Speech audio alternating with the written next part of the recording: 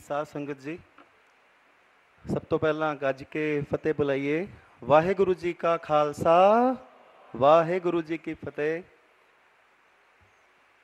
ਹੁਣੇ ਪ੍ਰਿੰਸੀਪਲ ਸਾਹਿਬ ਭਾਈ ਸੁਖਵੰਤ ਸਿੰਘ ਜੀ ਆਪ ਜੀ ਨੂੰ ਕਹਿ ਰਹੇ ਸਨ, ਸੋ ਦਾਸ ਆਪਣੇ ਆਪ ਨੂੰ ਬਿਲਕੁਲ ਯੋਗ ਨਹੀਂ ਸਮਝਦਾ, ਪਰ ਇਹ ਜ਼ਰੂਰ ਖੁਸ਼ੀ ਦੀ ਗੱਲ ਹੈ ਕਿ ਭਾਰਤ ਸਰਕਾਰ ਔਰ ਕੇਂਦਰ ਵੀ, ਜਿਸ ਤਰ੍ਹਾਂ ਕਿ ਭਾਈ ਸਾਹਿਬ ਨੂੰ ਪਦਮ ਸ਼੍ਰੀ ਨਾਲ ਸਨਮਾਨਿਆ ਗਿਆ, ਤਾਂ ਇਹ ਅੱਛੀ ਗੱਲ ਹੈ ਕਿ ਗੁਰਬਾਣੀ ਕੀਰਤਨ ਵੱਲ, ਗੁਰਮਤ ਸੰਗੀਤਕਾਰਾਂ ਵੱਲ ਉਹਨਾਂ ਦਾ ਧਿਆਨ ਤਾਂ ਗਿਆ ਔਰ ਇਹ ਪਛਾਣ ਰਹੇ ਨੇ ਕਿ ਇਹ ਵੀ ਇੱਕ ਸੰਗੀਤ ਦੀ ਵਿਧਾ ਹੈ। ਜਿਸ ਤਰ੍ਹਾਂ ਕਲਾਸੀਕਲ ਵਾਲਿਆਂ ਨੂੰ, ਲੋਕ ਸੰਗੀਤ ਵਾਲਿਆਂ ਨੂੰ, ਰਵਿੰਦਰ ਸੰਗੀਤ ਵਾਲਿਆਂ ਨੂੰ, ਹੋਰ ਗੀਤ ਗਜ਼ਲ ਫਿਲਮਾਂ 'ਚ ਗਾਉਣ ਵਾਲਿਆਂ ਨੂੰ ਨਵਾਜਿਆ ਜਾਂਦਾ, ਤਾਂ ਕੀਰਤਨੀਆਂ ਨੂੰ ਤਾਂ ਬਹੁਤ ਪਹਿਲਾਂ ਇਹ ਦੇਣਾ ਚਾਹੀਦਾ ਸੀ, ਪਰ ਤਾਂ ਵੀ ਬਹੁਤ ਅੱਛੀ ਗੱਲ ਹੈ ਕਿ ਗੁਰਬਾਣੀ ਕੀਰਤਨਕਾਰਾਂ ਨੂੰ ਸਨਮਾਨ ਮਿਲ ਰਿਹਾ ਹੈ ਸਰਕਾਰ ਵੱਲੋਂ ਵੀ।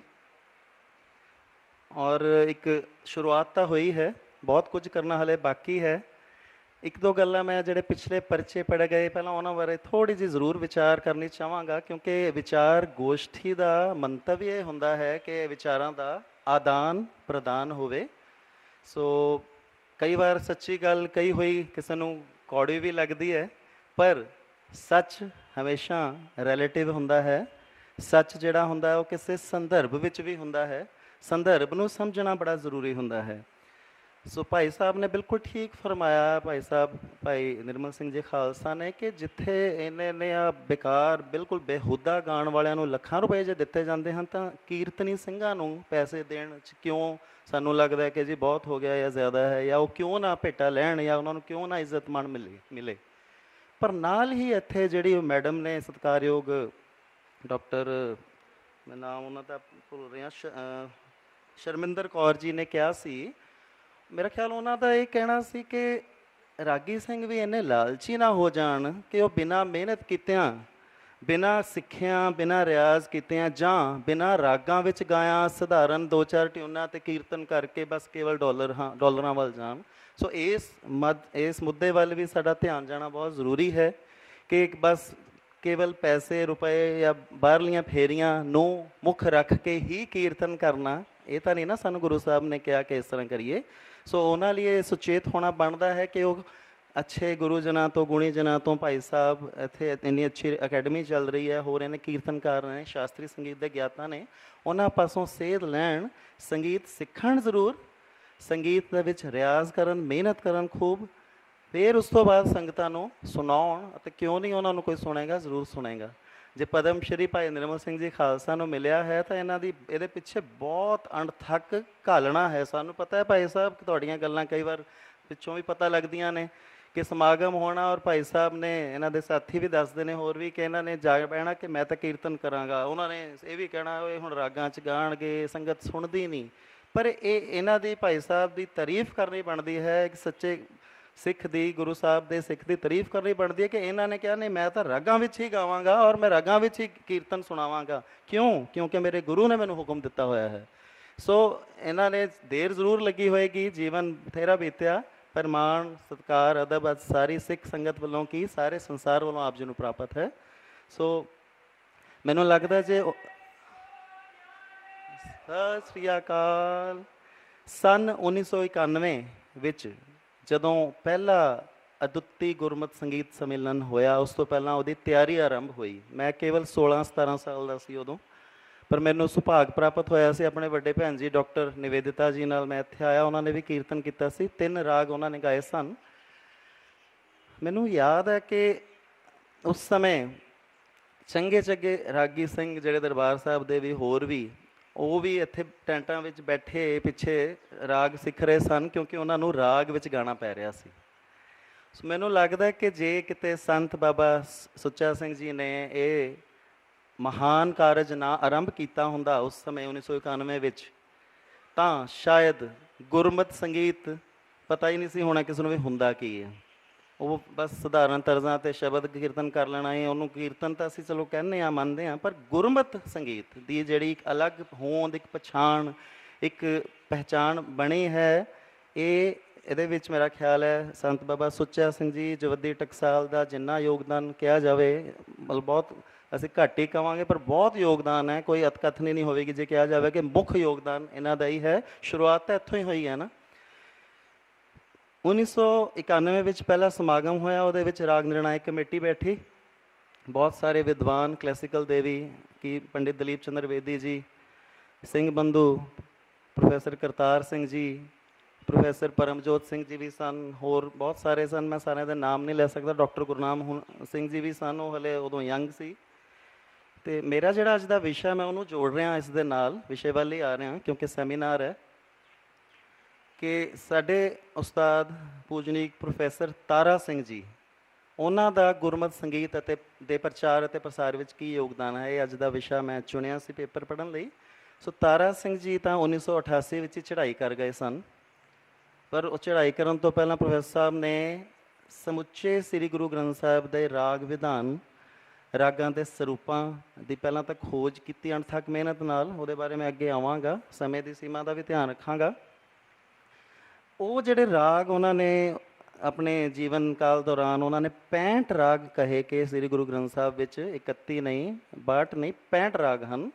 ਔਰ ਬੜੀ ਖੁਸ਼ੀ ਦੀ ਗੱਲ ਹੈ ਕਿ ਜਦੋਂ ਰਾਗ ਨਿਰਣਾਇਕ ਕਮੇਟੀ ਬੈਠੀ ਜਵੱਦੀ ਵਿਖੇ, ਤਾਂ ਪ੍ਰੋਫੈਸਰ ਤਾਰਾ ਸਿੰਘ ਜੀ ਦੁਆਰਾ ਜਿਹੜੇ ਸਰੂਪ ਦਿੱਤੇ ਗਏ ਰਾਗਾਂ ਦੇ, ਉਹਨਾਂ ਵਿੱਚੋਂ 70-75% ਸਰੂਪ ਇਨ ਬਿਨ ਮੰਨੇ ਗਏ ਕਮੇਟੀ ਵੱਲੋਂ। ਉਹਦੇ ਵਿੱਚ ਬਹੁਤ ਸਾਰੀਆਂ ਵਿਚਾਰਾਂ ਹੋਈਆਂ, ਕੋਈ ਦਿਨਾਂ ਨਹੀਂ, ਮਹੀਨਿਆਂ ਬੱਧੀ ਲੰਬੀਆਂ ਘੰਟਿਆਂ ਬੱਧੀ ਡਿਸਕਸ਼ਨਸ ਹੋਈਆਂ। ਅਤੇ ਇਹ ਪ੍ਰੋਫੈਸਰ ਤਾਰਾ ਸਿੰਘ ਜੀ ਨੂੰ ਹੁਣ ਆਪ ਤਾਂ ਨਹੀਂ ਰਹੇ ਭਾਵੇਂ ਸਰੀਰਕ ਤੌਰ 'ਤੇ ਸਾਡੇ ਵਿੱਚ, ਪਰ ਉਹਨਾਂ ਦੁਆਰਾ ਕੀਤੇ ਕਾਰਜ ਔਰ ਉਹਨਾਂ ਦੁਆਰਾ ਕੀਤਾ ਜਿਹੜਾ ਇੱਕ ਪ੍ਰਚਾਰ ਹੈ, ਮੇਰਾ ਖਿਆਲ ਹੈ ਇਹ ਬਹੁਤ ਹੱਦ ਤੱਕ ਸਾਨੂੰ ਸਿੱਧ ਹੋ ਜਾਂਦੀ ਹੈ ਗੱਲ ਕਿ ਉਹਨਾਂ ਨੇ ਕਿੰਨਾ ਵਧੀਆ ਕਾਰਜ ਕੀਤਾ। ਸੋ ਮੈਂ ਆਪਣੇ ਪੇਪਰ 'ਤੇ ਆ ਰਿਹਾ ਹਾਂ। ਇਸ ਤੋਂ ਬਾਅਦ ਗੁਰਮਤਿ ਸੰਗੀਤ ਦੇ ਪ੍ਰਚਾਰ ਅਤੇ ਪ੍ਰਸਾਰ ਵਿੱਚ ਪ੍ਰੋਫੈਸਰ ਤਾਰਾ ਸਿੰਘ ਜੀ ਦਾ ਯੋਗਦਾਨ। ਮੇਰਾ ਖਿਆਲ ਹੈ ਇੱਥੇ ਜਿਹੜੇ ਵਿਦਿਆਰਥੀ ਬੈਠੇ ਨੇ, ਕੁਝ ਯੂਨੀਵਰਸਿਟੀਆਂ ਦੇ ਵੀ ਆਏ ਹੋਏ ਨੇ, ਟਕਸਾਲ ਦੇ ਵਿਦਿਆਰਥੀ ਵੀ ਨੇ, ਬਾਹਰੋਂ ਕਾਲਜਸ ਦੇ ਲੈਕਚਰਰਸ ਵੀ ਨੇ। ਜਦੋਂ ਵੀ ਕਦੇ ਉਹਨਾਂ ਨੇ ਯੁਵਕ ਮੇਲਿਆਂ ਵਿੱਚ ਪੜਤਾਲ ਤਿਆਰ ਕਰਵਾਉਣੀ, ਉਹਨਾਂ ਨੂੰ ਲੋੜ ਪਈ ਹੋਏਗੀ, ਪੜਤਾਲ ਗਾਈ ਹੋਏਗੀ, ਤਾਂ ਪ੍ਰੋਫੈਸਰ ਤਾਰਾ ਸਿੰਘ ਜੀ ਦੀਆਂ ਕੰਪੋਜੀਸ਼ਨਸ ਜ਼ਰੂਰ ਉਹਨਾਂ ਨੇ ਸੁਣੀਆਂ ਹੋਣਗੀਆਂ, ਸਿੱਖੀਆਂ ਹੋਣਗੀਆਂ। ਸੋ ਮੈਂ ਅੱਗੇ ਵੱਧਦਾ ਹਾਂ। ਗੁਰਮਤਿ ਸੰਗੀਤ ਅਤੇ ਹਿੰਦੁਸਤਾਨੀ ਸ਼ਾਸਤਰੀ ਸੰਗੀਤ ਦੋਹਾਂ ਪਰੰਪਰਾਵਾਂ ਵਿੱਚ ਆਪਣੀ ਸਾਧਨਾ, ਚਿੰਤਨ, ਅਧਿਐਨ ਅਤੇ ਸਿਰਜਣਾਤਮਕਤਾ ਦੁਆਰਾ ਯੋਗਦਾਨ ਪਾਉਣ ਵਾਲੇ ਪ੍ਰਮੁੱਖ ਸੰਗੀਤਕਾਰਾਂ, ਵਿਦਵਾਨਾਂ ਅਤੇ ਖੋਜਕਾਰਾਂ ਵਿੱਚ ਗੁਰਮਤਿ ਸੰਗੀਤ ਆਚਾਰੀਆ ਪ੍ਰੋਫੈਸਰ ਤਾਰਾ ਸਿੰਘ ਜੀ ਦਾ ਨਾਂ ਵਿਸ਼ੇਸ਼ ਹੈ।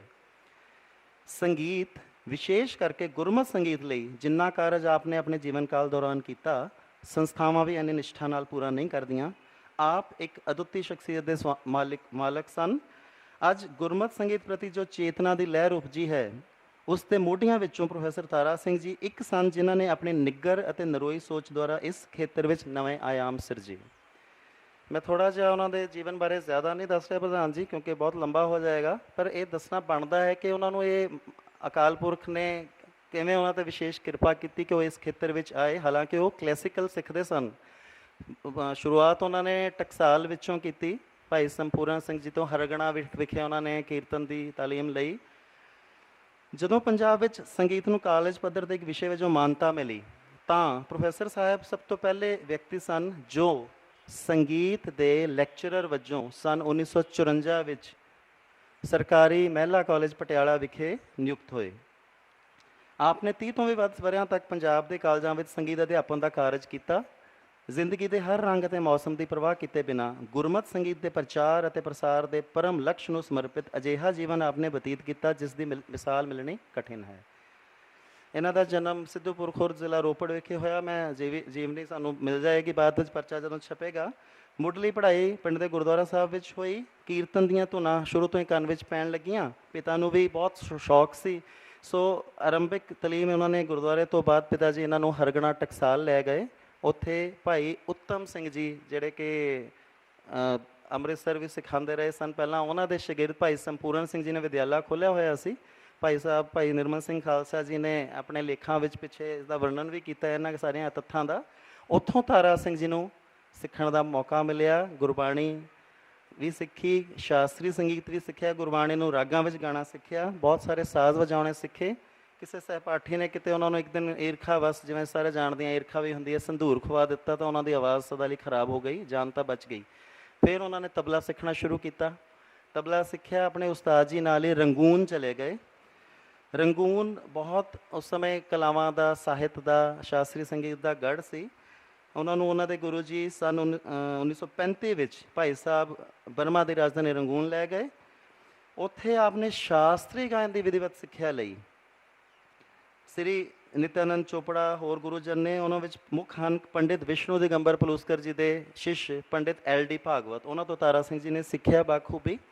ਗੁਰਬਾਣੀ ਦੀ ਤਾਂ ਉਹਨਾਂ ਨੂੰ ਪਹਿਲਾਂ ਹੀ ਤਲਬ ਸੀ, ਗੁਰੂ ਘਰ ਨਾਲ ਜੁੜੇ ਹੋਏ ਸਨ। ਜਦੋਂ ਸ਼ਾਸਤਰੀ ਸੰਗੀਤ ਸਿੱਖਿਆ ਤਾਂ ਤਾਰਾ ਸਿੰਘ ਜੀ ਦੇ ਮਨ 'ਚ ਇਹ ਗੱਲ ਆਈ ਕਿ ਅਸੀਂ ਜੋ ਗਾ ਰਹੇ ਹਾਂ ਹਰ ਸ਼ਬਦ ਦੇ ਉੱਪਰ ਰਾਗ ਅੰਕਿਤ ਹੈ। ਭੈਰੋ ਲਿਖਿਆ ਹੋਇਆ ਹੈ, ਕਲਿਆਣ ਲਿਖਿਆ ਹੋਇਆ ਹੈ, ਮਾਝ ਲਿਖਿਆ ਹੋਇਆ ਹੈ। ਭੈਰੋ ਕਲਿਆਣ ਤਾਂ ਫੇਰ ਜਾਣਦੇ ਸਨ, ਮਾਝ ਕੀ ਹੈ ਕਿਸੇ ਨੂੰ ਪਤਾ ਹੀ ਨਹੀਂ ਸੀ।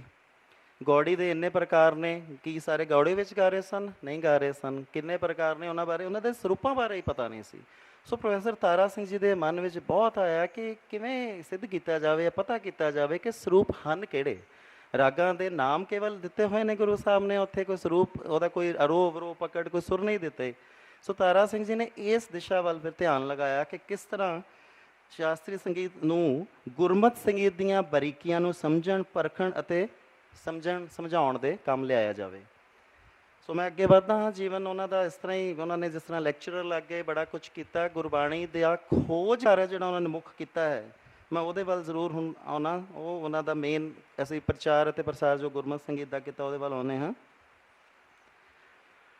ਇਸ ਤੋਂ ਪਹਿਲਾਂ ਇੱਕ ਨਿੱਕੀ ਜਿਹੀ ਗੱਲ ਕਿ ਉਹਨਾਂ ਨੇ ਪੰਜਾਬੀ ਭਾਸ਼ਾ ਵਿੱਚ ਸੰਗੀਤ ਦੀਆਂ ਪਾਠ ਪੁਸਤਕਾਂ ਵੀ ਸਭ ਤੋਂ ਪਹਿਲਾਂ ਪ੍ਰੋਫੈਸਰ ਤਾਰਾ ਸਿੰਘ ਜੀ ਨੇ ਲਿਖੀਆਂ ਨੇ। ਜਿਹੜੇ ਇੱਥੇ ਪੁਰਾਣੇ ਵਿਦਵਾਨ ਬੈਠੇ ਨੇ, ਲੈਕਚਰਰ ਬੈਠੇ ਨੇ, ਉਹ ਜਾਣਦੇ ਹੋਣਗੇ। ਉਹਨਾਂ ਦੀ ਕਿਤਾਬ ਪੰਜਾਬੀ ਭਾਸ਼ਾ ਵਿੱਚ ਵਾਦਨ ਕਲਾ, ਫਿਰ ਸਿਤਾਰ ਤਰੰਗਣੇ, ਪੰਜਾਬ ਦੇ ਪ੍ਰਸਿੱਧ ਸੰਗੀਤਕਾਰ, ਰਵਾਇਤੀ ਅਤੇ ਆਧੁਨਿਕ ਸੰਗੀਤ ਸਾਜ਼। ਇਹਨਾਂ ਸਾਜ਼ਾਂ ਵਿੱਚ ਉਹਨਾਂ ਨੇ ਗੁਰੂ ਘਰ ਦੇ ਜਿੰਨੇ ਸਾਜ਼ ਨੇ ਉਹ ਸਾਰਿਆਂ ਬਾਰੇ ਬੜੇ ਵਿਸਥਾਰ ਸਹਿਤ ਜਾਣਕਾਰੀ ਦਿੱਤੀ ਕਿ ਕਿਵੇਂ ਸ਼ੁਰੂ ਹੋਏ, ਇਹਨਾਂ 'ਚ ਕਿਵੇਂ ਵਜਾਉਂਦੇ ਕਿਵੇਂ ਹਾਂ, ਕਿੱਥੇ ਕਿੱਥੇ ਕੰਮ ਆਉਂਦੇ ਨੇ। ਪੰਜਾਬੀ ਵਿੱਚ ਬਹੁਤ ਸਾਰੀਆਂ ਜਿਹੜੀਆਂ ਬਹੁਤ ਹਿੰਦੀ 'ਚ ਅੱਛੀਆਂ ਪੁਸਤਕਾਂ ਲਿਖੀਆਂ ਗਈਆਂ ਸੀ, ਉਹਨਾਂ ਦਾ ਅਨੁਵਾਦ ਕੀਤਾ। ਜਿਵੇਂ ਕਿ ਸੰਗੀਤ ਸ਼ਾਸਤਰ 2 ਭਾਗ ਪੰਜਾਬੀ ਯੂਨੀਵਰਸਿਟੀ ਪਟਿਆਲਾ ਨੇ ਛਾਪੀ ਹੈ। ਰਾਗ ਪਰਿਚੈ ਦੇ ਵੀ 2 ਭਾਗਾਂ ਦਾ ਕੀਤਾ। ਇਸ ਤੋਂ ਬਾਅਦ ਉਹਨਾਂ ਨੇ ਜਿਹੜਾ ਉਹਨਾਂ ਦਾ ਮੂਲ ਉਦੇਸ਼ ਸੀ ਕਿ ਗੁਰਮਤਿ ਸੰਗੀਤ, ਪ੍ਰੋਫੈਸਰ ਤਾਰਾ ਸਿੰਘ ਜੀ ਨੇ ਗੁਰਮਤਿ ਸੰਗੀਤ ਨਾ ਕਹਿ ਕੇ ਟਰਮ ਗੁਰਬਾਣੀ ਸੰਗੀਤ ਵਰਤੀ ਹੈ ਉਸ ਸਮੇਂ। ਕਿਉਂਕਿ ਗੁਰਬਾਣੀ ਸੰਗੀਤ, ਸਿੱਖ ਸੰਗੀਤ, ਗੁਰਮਤਿ ਸੰਗੀਤ, ਅੱਜ ਵੀ ਅਸੀਂ ਟਰਮਸ ਵਰਤ ਰਹੇ ਹਾਂ। ਹੁਣ ਗੁਰਮਤਿ ਸੰਗੀਤ 'ਤੇ ਹੀ ਸਾਰੇ ਸਹਿਮਤ ਹੋ ਗਏ ਨੇ ਕਿ ਗੁਰੂ ਦੇ ਮਤ ਅਨੁਸਾਰ ਜਿਹੜਾ ਸੰਗੀਤ ਹੈ। ਪਰ ਉਹਨਾਂ ਨੇ ਗੁਰਬਾਣੀ ਸੰਗੀਤ ਕਿਹਾ। ਹਾਂ, ਉਹ ਕਿਤੇ ਕਿਤੇ ਗੁਰਮਤਿ ਸੰਗੀਤ ਵੀ ਉਹਨਾਂ ਦੀਆਂ ਲਿਖਤਾਂ ਵਿੱਚ ਮਿਲਦਾ ਹੈ। ਗੁਰੂ ਦੀ ਬਾਣੀ ਜਿਹੜੀ ਹੈ ਉਹਨੂੰ ਕਿਸ ਤਰ੍ਹਾਂ ਅਸੀਂ ਸੰਗੀਤ ਵਿੱਚ, ਰਾਗਾਂ ਵਿੱਚ ਗਾਈਏ ਸਹੀ ਢੰਗ ਨਾਲ। ਸ੍ਰੀ ਗੁਰੂ ਗ੍ਰੰਥ ਸਾਹਿਬ ਦੇ ਸੰਪੂਰਨ ਰਾਗ ਪ੍ਰਬੰਧ ਦਾ ਗਹਿਰਾ ਅਧਿਐਨ ਪ੍ਰੋਫੈਸਰ ਤਾਰਾ ਸਿੰਘ ਜੀ ਨੇ ਸਭ ਤੋਂ ਪਹਿਲਾਂ ਸੰਗੀਤ ਵਿਗਿਆਨਕ ਦ੍ਰਿਸ਼ਟੀ ਨਾਲ ਕੀਤਾ ਅਤੇ ਗੁਰੂ ਸਾਹਿਬਾਨ ਦੁਆਰਾ ਵਰਤੇ ਗਏ ਰਾਗਾਂ ਦੀ ਸੰਖਿਆ 65 ਨਿਸ਼ਚਿਤ ਕੀਤੀ। ਇਹਨਾਂ ਸਾਰੇ ਰਾਗਾਂ ਦੇ ਸਰੂਪਾਂ ਦੀ ਘੋਖਵੀਂ ਖੋਜ ਕਰਕੇ ਆਪ ਨੇ ਨਿਰਧਾਰਿਤ ਰਾਗਾਂ ਵਿੱਚ ਲਗਭਗ ਸਾਰੇ ਸ੍ਰੀ ਗੁਰੂ ਗ੍ਰੰਥ ਸਾਹਿਬ ਜੀ ਦੀਆਂ ਸ਼ਬਦ ਰਚਨਾਵਾਂ ਨੂੰ ਸੁਰਲਿਪੀਆਂ ਦਾ ਜਾਮਾ ਪਹਿਨਾ ਕੇ ਆਪਣੇ ਸ਼ਿਸ਼ਾਂ ਨੂੰ ਬਣਾ ਕੇ ਸ਼ਬਦ ਦਾ ਗਾਇਨ ਆਰੰਭ ਕੀਤਾ ਜਾਣਾ ਚਾਹੀਦਾ ਹੈ ਔਰ ਬਾਰ-ਬਾਰ ਉਹ ਤੁਕਾਂ ਆਉਣੀਆਂ ਚਾਹੀਦੀਆਂ ਹਨ। ਗੁਰਮਤਿ ਸੰਗੀਤ ਦੀ ਲੋਪ ਹੋ ਰਹੀ ਪੜਤਾਲ ਗਾਇਕੀ ਨੂੰ ਪੁਨਰ ਸੁਰਜੀਤ ਕਰਨ ਦਾ ਸਿਹਰਾ ਵੀ ਪ੍ਰੋਫੈਸਰ ਤਾਰਾ ਸਿੰਘ ਜੀ ਦੇ ਸਿਰ ਹੀ ਬੰਨ੍ਹਿਆ ਜਾਂਦਾ ਹੈ। ਆਪ ਨੇ ਸ੍ਰੀ ਗੁਰੂ ਗ੍ਰੰਥ ਸਾਹਿਬ ਵਿੱਚ ਦਰਜ 55 ਦੀਆਂ 55 ਪੜਤਾਲਾਂ ਦੀ ਸੁਰਚਨਾ ਨਿਰਧਾਰਿਤ ਰਾਗਾਂ ਵਿੱਚ ਕੀਤੀ, ਜੋ ਆਪ ਦੀ ਪੁਸਤਕ ਪੜਤਾਲ ਗਾਇਕੀ ਵਿੱਚ ਉਪਲਬਧ ਹਨ। ਇਸ ਤੋਂ ਇਲਾਵਾ ਜੇ ਮੈਂ ਇਹਨਾਂ ਦੀਆਂ ਕਿਤਾਬਾਂ ਦੇ ਨਾਂ ਲੈ ਦੇਵਾਂ ਜਲਦੀ 'ਚ, ਵੈਸੇ ਬਹੁਤ ਨੇ, ਮੁੱਖ ਜਿਹੜੀਆਂ ਨੇ ਉਹ ਲੈ ਦਿੰਦਾ।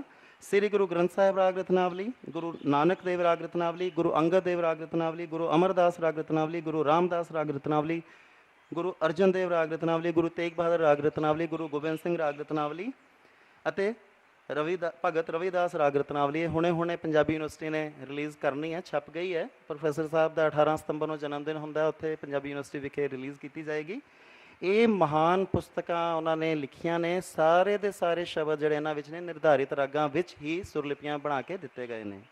ਸੋ ਆਪ ਨੇ ਗੁਰਮਤਿ ਸੰਗੀਤ ਦੇ ਖੇਤਰ ਵਿੱਚ ਮਹਾਨ ਦੇਣ ਤਾਂ ਦਿੱਤੀ। ਹੁਣ ਦੇਖੋ, ਰਾਗਾਂ ਦੀ ਖੋਜ ਕੀਤੀ ਸਰੂਪਾਂ ਦੀ, ਉਸ ਤੋਂ ਬਾਅਦ ਉਹਨਾਂ ਵਿੱਚ ਸੁਰਲਿਪੀਆਂ ਬਣਾਈਆਂ, ਬਣਾ ਕੇ ਕਿਤਾਬਾਂ ਵਿੱਚ ਹੀ ਨਹੀਂ ਕੇਵਲ ਲਿਖ ਦਿੱਤੀਆਂ, ਕਿਉਂਕਿ ਪ੍ਰੋਫੈਸਰ ਸਾਹਿਬ ਸਮਝਦੇ ਸਨ ਕਿ ਇਹਨੂੰ ਥਿਓਰੈਟੀਕਲ ਰੂਪ ਵਿੱਚ, ਕੇਵਲ ਕਿਤਾਬੀ ਰੂਪ ਵਿੱਚ ਅਸੀਂ ਦੇ ਦੇਵਾਂਗੇ, ਪਤਾ ਨਹੀਂ ਕੌਣ ਪੜ੍ਹੇਗਾ, ਕੌਣ ਸੁਣੇਗਾ, ਦੇਖੇਗਾ ਕਿ ਨਹੀਂ। ਉਹਨਾਂ ਨੇ ਆਪਣੇ ਸ਼ਾਗਿਰਦਾਂ ਨੂੰ, ਆਪਣੇ ਵਿਦਿਆਰਥੀਆਂ ਨੂੰ ਖੁੱਲ੍ਹੇ ਦਿਲ ਨਾਲ ਇਹ ਸਿਖਾਈਆਂ। ਮੈਂ ਜਿਹੜਾ ਉਹਨਾਂ ਦਾ ਪ੍ਰਚਾਰ ਪ੍ਰਸਾਰ ਵਿੱਚ ਯੋਗਦਾਨ ਹੈ, ਇਹਨੂੰ ਕੁਝ ਪੁਆਇੰਟਸ ਹੀ ਬਸ ਦੇ ਰਿਹਾ ਹੁਣ, ਛੋਟੇ। ਸਭ ਤੋਂ ਪਹਿਲਾਂ ਤਾਂ ਗੁਰਮਤਿ ਸੰਗੀਤ ਦੇ ਵਾਸਤਵਿਕ ਸੰਕਲਪ ਦਾ ਪੁਨਰਗਠਨ ਉਹਨਾਂ ਨੇ ਕੀਤਾ ਕਿ ਗੁਰਮਤਿ ਸੰਗੀਤ ਹੈ ਕੀ। ਨਿਰਧਾਰਿਤ ਰਾਗਾਂ ਵਿੱਚ ਗਾਉਣਾ ਅਤੇ ਗੁਰੂ ਦੇ ਆਸ਼ੇ ਅਨੁਸਾਰ ਗਾਉਣਾ ਇਹ ਗੁਰਮਤਿ ਸੰਗੀਤ ਹੈ। ਫਿਰ ਉਹਨਾਂ ਨੇ ਰਾਗਾਂ ਦੇ ਸਰੂਪਾਂ ਦੀ ਖੋਜ ਕੀਤੀ। ਉਸ ਤੋਂ ਬਾਅਦ ਸੁਰਲਿਪੀਆਂ ਬਣਾਈਆਂ। ਇੱਕੋ ਵਿਅਕਤੀ ਦੇਖੋ ਇਹਨੇ ਕੰਮ ਕਰ ਰਿਹਾ ਹੈ। ਉਸ ਤੋਂ ਬਾਅਦ ਉਹਨਾਂ ਸੁਰਲਿਪੀਆਂ ਨੂੰ ਆਪਣੇ ਸ਼ਾਗਿਰਦਾਂ ਨੂੰ, ਵਿਦਿਆਰਥੀਆਂ ਨੂੰ, ਹੋਰਾਂ ਨੂੰ ਸਿਖਾਇਆ। ਬਸ 1-2 ਮਿੰਟ ਵਾਈਂਡ ਅਪ ਕਰ ਜੀ, ਠੀਕ ਹੈ। ਸ਼ਾਗਿਰਦਾਂ ਨੂੰ ਸਿਖਾਇਆ। ਪਰਮ ਸ਼ਾਗਿਰਦ ਉਹਨਾਂ ਦੇ doctor Gurnam Singh, doctor Bachittar Singh, doctor Nivedita Singh ਅਤੇ ਦਾਸ ਨੂੰ ਵੀ 11-12 ਸਾਲ ਉਹਨਾਂ ਤੋਂ ਸਿੱਖਣ ਦਾ ਮੌਕਾ ਮਿਲਿਆ। 4 ਸਾਲ ਦੀ ਉਮਰ ਤੋਂ ਲੈ ਕੇ 11 ਸਾਲ ਦੀ ਉਮਰ ਤੱਕ ਸਿੱਖਿਆ। ਹੁਣ ਉਹ ਸਿਖਾ ਦਿੱਤੀਆਂ, ਪਰ ਉਹਨਾਂ ਨੂੰ ਸੁਣੇ ਕੌਣ? ਕਲਾਸੀਕਲ ਰਾਗਾਂ ਵਿੱਚ ਤਾਂ ਸ਼ਬਦ ਸਿਖਾ ਦਿੱਤੇ। ਸੰਗਤ ਉਸ ਸਮੇਂ ਕੀ ਸੁਣਦੀ ਸੀ? ਜੋ ਹੁਣੇ ਭਾਈ ਸਾਹਿਬ ਕਹਿ ਰਹੇ ਸਨ, ਕੈਰਵਾ ਦਾਦਰਾ ਵਿੱਚ ਜਾਂ ਸਿੰਪਲ ਕੋਈ 3-4 ਟਿਊਨਾਂ ਨੇ, ਉਹਦੇ ਵਿੱਚ ਹੀ ਸਾਰੇ ਸ਼ਬਦ ਸੁਣ ਰਹੇ ਸਨ। ਸੋ ਪ੍ਰੋਫੈਸਰ ਤਾਰਾ ਸਿੰਘ ਜੀ ਨੇ ਕੀ ਕੀਤਾ? ਇੱਕ ਗੁਰਮਤ ਸੰਗੀਤ ਸੁਸਾਇਟੀ ਦੀ ਸਥਾਪਨਾ ਕੀਤੀ। ਗੁਰਮਤ ਸੰਗੀਤ ਦੀ ਸੁਸਾਇਟੀ ਇਹ ਪਟਿਆਲੇ ਦੇ ਅਲੱਗ-ਅਲੱਗ ਘਰਾਂ ਵਿੱਚ ਗ੍ਰਹਿ ਵਿਖੇ ਜਾ ਕੇ ਕੀਰਤਨ ਹਰ ਵੀਰਵਾਰ ਦੇ ਵੀਰਵਾਰ ਇੱਕ ਤੋਂ ਸਵਾ ਘੰਟਾ ਕਰਦਿਆ ਕਰਦੇ ਸਨ ਆਪ ਜੀ ਦੇ ਵਿਦਿਆਰਥੀ ਸ਼ਾਗਿਰਦ, ਤਾਂ ਕਿ ਆਮ ਲੋਕਾਂ ਨੂੰ ਰਾਗਾਂ ਵਿੱਚ ਬਾਣੀ ਸੁਣਨ, ਗਾਉਣ ਅਤੇ ਮਾਣਨ ਦਾ ਮੌਕਾ ਮਿਲੇ ਅਤੇ ਉਹਨਾਂ ਨੂੰ ਸੋਝੀ ਜਾਗੇ। ਗੁਰਮਤ ਸੰਗੀਤ ਸੁਸਾਇਟੀ ਦੇ ਜਿਹੜੇ ਪ੍ਰਬੰਧ ਹੁੰਦੇ ਸਨ ਬਿਲਕੁਲ ਨਿਸ਼ਕਾਮ ਕੀਤੇ ਜਾਂਦੇ ਸੀ। ਬਸ ਮੈਂ ਇਹਦਾ ਹੀ ਦੱਸ ਦਿੰਦਾ ਕਿ ਲਗਭਗ 13-14 ਵਰ੍ਹੇ ਸੁਸਾਇਟੀ ਚੱਲੀ ਪ੍ਰੋਫੈਸਰ ਸਾਹਿਬ ਦੇ ਅਕਾਲ ਚਲਾਣਾ ਕਰਨ ਤੱਕ। ਉਸ ਤੋਂ ਬਾਅਦ ਉਹਨਾਂ ਦੇ ਵਿਦਿਆਰਥੀਆਂ ਨੇ ਵੀ ਯਤਨ ਜਾਰੀ ਰੱਖੇ। ਇਹਦੇ ਨਾਲ ਹੋਇਆ ਕਿ ਗੁਰਮਤ ਸੰਗੀਤ ਦੇ ਇਹਨਾਂ ਵਿਧੀਵਤ ਲੜੀਵਾਰ ਸਮਾਗਮਾਂ ਕਾਰਨ ਗੁਰਮਤ ਸੰਗੀਤ ਦੇ ਸਿੱਖਿਆਰਥੀਆਂ ਦੀ ਗਿਣਤੀ ਵਿੱਚ ਵਾਧਾ ਹੋਣ ਲੱਗ ਪਿਆ। ਹਰ ਉਮਰ ਦੇ ਜਿਗਿਆਸੂਆਂ ਦੇ ਵਿੱਚ ਲਗਨ ਵਧੀ। ਵੱਖ-ਵੱਖ ਘਰਾਂ ਵਿੱਚ ਕੀਤੇ ਜਾਂਦੇ ਹਫ਼ਤਾਵਾਰੀ ਸਮਾਗਮਾਂ ਨੇ ਗੁਰਮਤ ਸੰਗੀਤ ਪ੍ਰੇਮੀਆਂ ਨੂੰ ਆਪਸ ਵਿੱਚ ਜੁੜਨ ਦਾ ਅਵਸਰ ਪ੍ਰਦਾਨ ਕੀਤਾ। ਗੁਰਮਤ ਸੰਗੀਤ ਇੱਕ ਆਪਣੀ ਟਕਸਾਲੀ ਰੀਤ ਅਤੇ ਨਵੀਂ ਨੁਹਾਰ ਨਾਲ ਇੱਕ ਅਖੰਡ ਧਾਰਾ ਵਜੋਂ ਪ੍ਰਸਫੁੱਲਿਤ ਅਤੇ ਪ੍ਰਫੁੱਲਤ ਹੋਇਆ। ਨਿਰਧਾਰਿਤ ਰਾਗਾਂ ਵਿੱਚ ਗੁਰਬਾਣੀ ਨੂੰ ਗਾਇਨ ਕਰਨ ਦਾ ਇੱਕ ਮਾਹੌਲ ਸ਼ੁਰੂ ਹੋਣ ਲੱਗਿਆ। ਮੈਂ ਕੇਵਲ ਇਹੀ ਕਹਾਂਗਾ, ਹਾਂ ਪਿਛਲੇ 21-22 ਸਾਲਾਂ ਤੋਂ ਅਦੁੱਤੀ ਗੁਰਮਤ ਸੰਗੀਤ ਸੰਮੇਲਨ ਹੋ ਰਿਹਾ ਹੈ। ਉਹਦੇ ਵਿੱਚ ਨਿਰਧਾਰਿਤ ਰਾਗਾਂ ਵਿੱਚ ਹੀ ਕੀਰਤਨ ਕਰਵਾਇਆ ਜਾਂਦਾ ਹੈ। ਆਪਣੇ ਪ੍ਰੋਫੈਸਰ ਪਰਮਜੋਤ ਸਿੰਘ ਜੀ ਬੈਠੇ ਨੇ।